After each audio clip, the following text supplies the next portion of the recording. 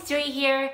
By the way, you guys, thank you so much for watching my recent video. I was surprised to see the number of views on there, and then how many of you were super supportive of me moving into this new place. So yeah, today what I will do is that since I've been settled here for a couple of days now, you guys can see what updates that I made as far as living here goes, so you can kind of get a sense of how to be an extreme minimalist. Not super extreme, but pretty extreme in a modern society as a young woman. Yeah, and so it's a very realistic, like, everyday life. I also noticed that one of my watchers of my channel commented about how I managed to declutter my clothes and things like that, and how it is difficult for that person to let go of an item whenever they're decluttering. And I think, like, a lot of minimalism is actually, a lot of it is like up here. Like, it's not even about the price of an item. And there is a trick that I use to be able to minimize. So I will go over what kind of mental process that I use to declutter my item. Anyway, without further ado, I'll do a quick house tour, and then I'll go through the wardrobe and the tips on how to declutter your wardrobe. So let's get started. First things first, I'll give you guys another tour of my living room. There's my bed set up right over there. This is my foldable table, and miscellaneous items are down here. Purse, and then over here is where I kept all the clothes that I actually don't wear. So it's like in a storage unit there. So I would throw my jacket over there, and you saw the basket over there. That would actually be on top of the fridge, and I would just pull down the basket if I need to find some clothes and things like that. So there's my window, and we'll do a bathroom tour. Straight into it, guys. Get into it. Ta-da! So here's my bathroom. Not much has changed, and I didn't declutter slippers after all. And I still have my foot mat right there. Yeah, not much has changed, as you can see. And over here, you can see a bunch of toilet papers. So all my toilet papers that are left are stored in here. I use toilet paper for everything, cleaning needs, whatever. I'm almost out with this lotion, which I'm excited about because I have this other cream that I could use up. And I don't like to have so much stuff in the house. But when it comes to personal hygiene products, I do tend to try to use them up instead of just throwing them away. So that's my bathroom tour. Hi, you guys. Let's move into my kitchen. So we'll go into my kitchen, and you can see one of my trash bags that are over there. I'm waiting until it fills up completely, so I'm not wasting a trash bag. That's just more money. And this is just like a random plastic bag that I get every time I go to like a local store. I usually would put like plastic trash or anything that needs to be recycled in there, and then put it outside, and people take care of that. And here's my washer, of course. And here's my kitchen. Here's my lemon scent detergent. By the way, this place doesn't smell like disgusting cigarettes anymore, so I'm very happy about that. I've been trying to ventilate a lot, and it's good for COVID as well. Before we move on to the cabinet up there, I will just go down here first. And you can see there's no more toilet papers. I used to store toilet papers in here, but you know, I've used up enough of them to put them in the bathroom. This is like a food trash bag, and this is the regular trash bag. And then there's like my shoes wrapped up in plastic bag over there, and my laundry detergent, and the bug killer thing, and then like eco bag that I can take shopping. And let's move up here.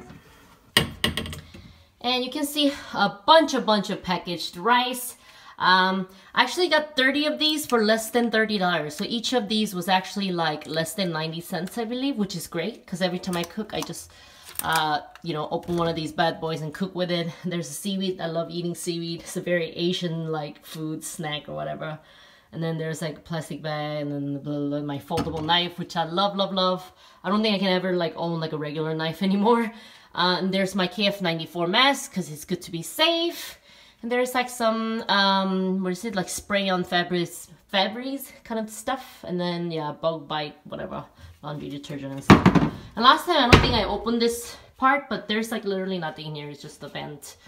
There's a bunch of like paperwork for fridge or something like that, like warranty papers. So speaking of fridge, let's move into the fridge. We didn't see that, so let's go over here. So, in my freezer, there's just a bunch of ice that I bought. And I buy ice instead of freezing them, because right now I'm buying water because I still haven't went to the other place and get my Brita yet. So, yeah, I've just been buying water. In fact, I ran out of water, so I need to buy a little bit more and then make sure I have a Brita by next month, again, get my Brita bag. Here's some like yogurt drink thing that I got from ordering in food, because yes, I do order in food sometimes whenever I feel lazy. There's a salad that's from the ordering food. But yeah, I've been eating my apples, as you can see, and then there's like half of the rice that I'll have for dinner, and some tofu that I got today, and a bunch of frozen meat. All of that is just 10 bucks, and I would usually eat like 1 strip or 1.5 strips, so it would last me like pretty much an entire week. There's some spicy sauce, because I love spicy sauce. There's some coffee. I would love to get like a coffee grinder and give myself a coffee machine. Yeah, so we'll see about that, but that's pretty much how I've been eating. And that would be the house tour for now, and we'll move into my quote-unquote current closet. Ta-da! So for this closet tour, it's not all the clothes that I own, but it's all the clothes that I would wear on day-to-day basis, or that I need to wear for the week. And like, to be like open with you guys, this has been pretty recent that I tried this method where I do carry every item that I own with me to a place that I'm moving. So I am aware of all the items that I own, and I feel responsible for my decisions, and then try to cut down more when I realize I have too much. But at the same time, I cannot be wearing summer clothes in the winter, right? So whereas before I would keep my summer clothes also in the closet and things like that, as you saw, this place has no closet. And I tried to have all my clothes pretty much in here, except for like maybe 1 or 2 summer t-shirts or something like that. But I found myself digging through here, and I kept like having to mess up the clothes that I've already folded, and I couldn't find the clothes that I was looking for and things like this. So I changed my method a little bit, and I only kept the underwear and things like that I wear on a daily basis in here. And then I kept the only outfit that I would wear, like 1 or 2 outfits, and then like 1 other like special occasion outfit, like this dress, for example, that I'll be wearing this week whenever I go to see my professor and find out the results of some kind of interview that I did. I'll include a video clip of me at the interview, and you can kind of see me in the video, and then my cute outfit there. And I have, of course, my favorite outfit. I've been like living in this outfit, literally, you guys. Like, and whenever I come home, I will just wear like my Nike shirt and then these shorts to indoors, and then I'll just wear this outdoors. So I don't really even need to change into anything else. But just in case something came up and I didn't feel like going through my suitcase again, because the suitcase is a little bit heavy and it gives me a little bit of stress every time I try to open the suitcase. So just in case I would need to access, or just in case I need to dress up just slightly bit more, I kept my black skinny jeans, and then this just like long sleeve shirt. And then of course the tights for this dress that I need to wear later this week. And I kept like 1 casual jacket that I can wear underneath my thick winter coat, which you saw next to the fridge on top of my suitcases. Then I also kept another pair of dressy pants, just in case these skinny pants are too much, you know. It's like, women should totally dress so that it doesn't mess with the nature of men, which is complete total baloney, but I just thought about making fun of that, because sometimes I do consciously try not to wear something too tight, because, you know, some people are like horn dogs, they get horny over everything. So yeah, and I'm not about to have my life ruined, or like my day ruined by some creepy people. So anyway, I digress. And then there's like a dressier shirt. So I have my underwears here, other than the one that I'm wearing. And then, you know, I have my socks right here. And I also have 1 undershirt. It's in this like amazing like little roll. And actually I learned this, this is called Roger roll, and I learned it from a military guy. There was like this shorts of a military guy of how to like make your clothes compact and things like that. Maybe there'll be the bonus video, I'll think about it, how to do a Roger roll, or like my version, so you guys can feel like relatable or something. And this is like the warmer pants, it's like sleep pants, pajama pants, but I would normally just wear these pants that I'm wearing, but sometimes if this is in the laundry and I need to run to the mart real quick, this is what I will wear. So yeah, that's pretty much all I need. I'm gonna put it back in here. My fluffy pants, dressy outfit, and the tights that go with it, and long sleeve shirt, and the casual jacket, and dressy shirt, dressy pants, my skinny jeans pants, and then a bunch of underwear, whatever, on here. Yeah, so this is essentially pretty much my closet tour, you guys.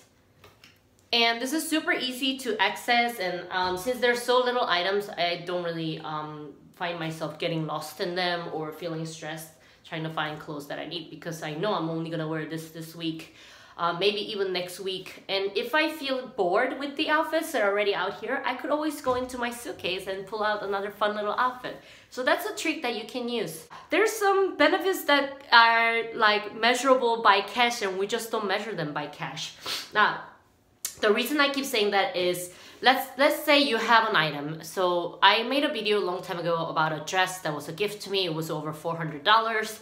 And I felt so guilty about having the item but not really wearing it. And also it was really high maintenance. I couldn't just wash it in the washer.